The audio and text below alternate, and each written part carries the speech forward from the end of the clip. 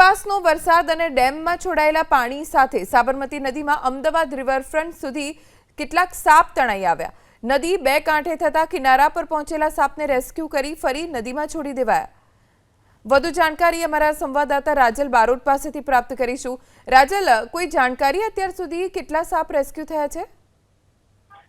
ધ્વનિ, ખાસ કરીને જ્યારે આ પાણી છોડવામાં આવ્યું ત્યારબાદ વોકવે છે તે સહેલાણીઓ માટે બંધ કરવામાં આવ્યો, કારણ કે જે પાણીનો પ્રવાહ, જે ધસમસતો પ્રવાહમાં કેટલાક સાપ છે તે વોકવે સુધી આવી પહોંચ્યા હતા, પરંતુ જે રિવરફ્રન્ટ પર જે સિક્યુરિટી ગાર્ડ હતા તેમને સાપને પાછા પાણીના ધસમસતા પ્રવાહમાં છોડી દીધા છે. જોકે અત્યાર સુધીમાં 15 થી પણ વધુ સાપ છે કે જે રિવરફ્રન્ટ સુધી આવી પહોંચ્યા હતા, પરંતુ અગમચેતીના ભાગરૂપે, કારણ કે અત્યારે તો પાણીનો પ્રવાહ વધુ છે, પરંતુ જ્યારે આ પાણીનો પ્રવાહ બંધ થશે ત્યારબાદ સહેલાણીઓ માટે ચાલુ કરવામાં આવશે વોકવે, ત્યારે લોકોમાં એક ડર અને ભયનો માહોલ ના રહે તેના માટે આ જેટલા પણ સિક્યુરિટી છે, જેટલા પણ સાપ અહીંયા આગળ આવી રહ્યા છે તેને ફરી એક વખત પાણીમાં છોડી રહ્યા છે.